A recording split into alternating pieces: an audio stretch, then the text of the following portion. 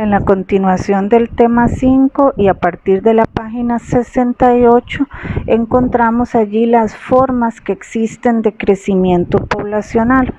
Una población puede crecer de forma exponencial, o sea, cuando la presión es constante o se puede abastecer a la población de cuanta energía necesite. Por ejemplo, una bacteria que ingrese a una población y esa bacteria puede pasarse de un individuo a otro, por lo tanto, pues la bacteria va a tener energía suficiente para crecer y crecer sin parar. En el caso del crecimiento poblacional logístico, va a haber un aumento de la población, pero va a llegar un momento en que, dada la interacción, hay un desabastecimiento energético y la población retarda un poco el crecimiento. Por ejemplo, cuando estamos haciendo pan, si alguien ha hecho o ha visto cómo hacen el pan de levadura, la levadura es una bacteria de la cual usted suple de energía, que es el azúcar y la harina que usted les coloca. El pan empieza a crecer, pero va a llegar un momento en que no tiene suficiente abastecimiento de energía, entonces la levadura detiene su crecimiento. En este caso, ¿verdad? Pues va a haber ya una presión por carencia de energía en el sistema. El otro punto a analizar allí es una población en equilibrio. Las poblaciones en equilibrio son aquellas que no van a aumentar. En una gráfica, una población en equilibrio va a verse como una línea recta y la pueden observar en la página 69. En este caso, el crecimiento de la población es cero. No es porque no nazca nadie. Si en una población nacen 10 individuos, pero también se mueren 10, entonces la población va a estar en equilibrio, ¿verdad? No implica cero nacimiento, sino que implica cero crecimiento neto. En el caso del potencial biótico, bueno, ¿qué es el potencial biótico? Es la máxima capacidad que tenga una población para reproducirse, o sea, hablando de condiciones óptimas, o sea, que no faltara nada. El potencial biótico es el potencial con el que nacen los individuos de una población. Entonces, si en esa población no hubiese carencia ni de alimentos, ni de agua, clima perfecto y todo perfecto, se daría el potencial completo.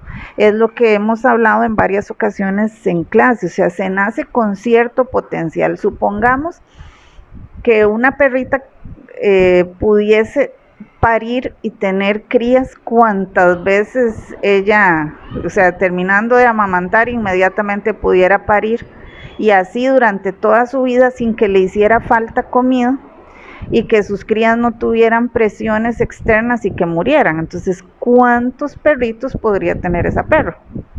¿Verdad? Eso sería desarrollando todo su potencial biótico, pero sabemos que eso no es así. Siempre hay presiones externas. Esas presiones están dadas, en sí por un término que se llama resistencia ambiental. Entonces, la resistencia ambiental son los obstáculos que pone el medio y que evitan que se desarrolle completamente el potencial biótico. Esta resistencia ambiental no es un término negativo. ¿Por qué? Porque desde el punto de vista biológico tampoco es correcto que una población crezca y crezca sin ningún control. Les voy a poner un ejemplo. Hace muchos años en la isla del Coco alguien liberó chanchos de monte allí, bueno, son familia del Zaino, y estos organismos no son propios de allí, de la isla del Coco. Al no ser nativos, ellos allí no tienen depredadores. Entonces se empezaron a reproducir de una manera tal, porque ellos no tenían depredadores y tenían comida suficiente, que se convirtieron en una plaga. Tuvieron que empezar a sacarlos porque los organismos allí simple y sencillamente no tenían presión ambiental, entonces ya estaban más bien generando daños. La resistencia ambiental también sirve para generar ese equilibrio entre los organismos. Existen dos tipos de resistencia ambiental, que dejemos claro que es el obstáculo que hay hacia ese crecimiento sin control. Existen dos tipos, los que son dependientes de la densidad y los que son independientes de la densidad. ¿Qué es cada uno de ellos? Un factor que depende de la densidad tiene que ver con el comportamiento reproductivo y tiene que ver también con la disponibilidad de nutrientes que hayan o la depredación. En muchos casos los organismos dejan de reproducirse porque no hay suficiente alimento. Por ejemplo, las moscas de la fruta, cuando hay suficiente lugar y alimento para depositar sus huevos, van a reproducirse aceleradamente, pero en el momento en que ya no hay suficiente alimento, las hembras retienen los huevecillos. También hay algunos mamíferos que reabsorben los embriones cuando no hay buenas condiciones externas para tenerlos. ¿Y cuáles son los factores que son independientes de la densidad? Son los factores como la luz, la humedad, el clima, el agua, la salinidad, porque son factores externos o extrínsecos que van a hacer que los organismos no puedan desarrollarse de forma acelerada. También aquí podríamos tomar en cuenta la acción del ser humano, ¿verdad? Porque al destruir los ecosistemas, pues estamos introduciendo resistencia ambiental que es independiente de la densidad. La población humana, pues es un tema aparte. Nos encontramos en la página 72. Es un tema aparte porque nuestra población tiene características singulares. Nosotros no crecemos como los otros organismos, nosotros crecemos como una plaga, ¿verdad? Hemos tenido un crecimiento exponencial sin formas de resistencia ambiental para nosotros, ¿verdad? El cambio de la población pues siempre ha sido al aumento cuando hablamos de la población humana. Allí en la página 72 nos da un ejemplo de cómo es que se calculan los cambios o la tasa de crecimiento en el ser humano. Para calcularla hay que sacar primero dos tasas, la tasa de natalidad, o sea, cuántos nacieron, y la tasa de mortalidad. Esto se saca en términos de miles, porque como pues somos tantos, entonces no es porcentaje, es por 1000. En el caso de la natalidad, lo que se hace es que los nacimientos por año se dividen entre el total de población y se multiplican por 1000. Y para sacar la mortalidad es igual, las muertes por cada año se dividen entre toda la población y eso se multiplica por 1000. Cuando tenemos la tasa de natalidad y la mortalidad, lo que tenemos que hacer es restarlas y eso se multiplica por 10. Cuando obtenemos ese dato, eso es lo que se le llama tasa de crecimiento natural. La tasa de crecimiento natural es porcentual y entonces ahí se calcula cuánto ha crecido la población durante un año. Las tasas de crecimiento se pueden dar regionalizadas, se puede decir cuánto crece la población por cada país, por cada pueblo, o incluso pues hay datos del crecimiento de la población a nivel mundial, aunque hayan zonas donde haya un crecimiento menor y otras pues nos reproduzcamos bastante más, se hace una generalización. Las poblaciones biológicas en la página 73 nos hablan acerca de la importancia de la diversidad. Anteriormente estuvimos viendo cómo una población crece o cómo se reduce. Sabemos que las poblaciones, sobre todo las silvestres, tienen un decrecimiento o una reducción que para todos es muy clara. Se están perdiendo especies por completo.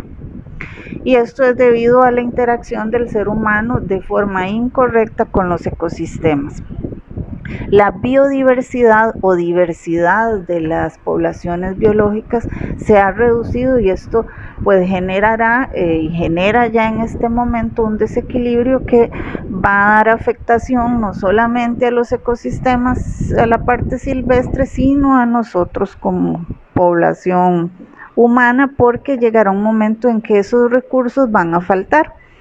En ese momento, cuando no haya abastecimiento de energía, pues entonces el ser humano también se va a ver afectado. En la página 74 nos indican los motivos por los cuales se pierde la diversidad biológica. Pues obviamente esto es bastante deducible por la deforestación, por el cambio climático, que una cosa lleva a la otra, ¿verdad? Por la alteración de los ecosistemas marinos. Sabemos que cada vez hay más especies en peligro de extinción por el aumento de la urbanización, por la introducción de especies exóticas. Hay muchísimos ejemplos allí en esta página. En la página 75 encontramos algunos consejos para evitar de cierta manera o reducir que estas actividades negativas del ser humano continúen. A partir de la página 76 encontramos los tipos de poblaciones, las tenemos allí, son la agrícola, la silvestre y la doméstica. Bueno, en la población agrícola es aquella que se basa en las cosechas que tiene el ser humano para su alimentación, ¿verdad? O para sus producciones.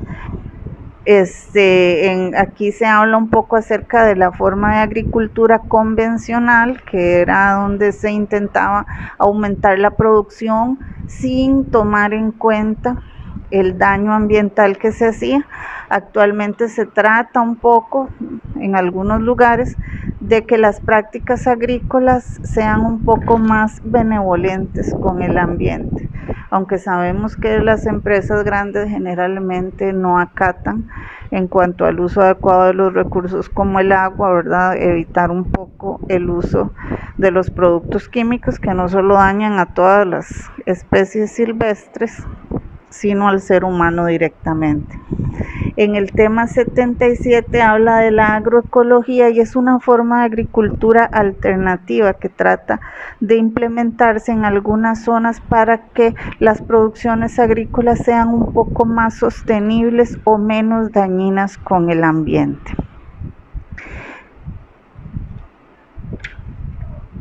En la página 79 tenemos la población silvestre. Aquí se habla de los animales, vegetales, hongos o cualquier otro organismo que no haya sido domesticado, o sea, que no haya tenido intervención por el ser humano. ¿Por qué las poblaciones silvestres son importantes? Sabemos que todos los organismos tienen una función en el ecosistema. Al perder al menos uno de ellos se pierde el equilibrio. Esa cadena alimenticia que se rompe siempre va a generar problemas más o menos grandes en algún momento. En la página 80 está la población doméstica, ¿verdad? Que son aquellos individuos que han tenido intervención por parte del ser humano, ¿verdad?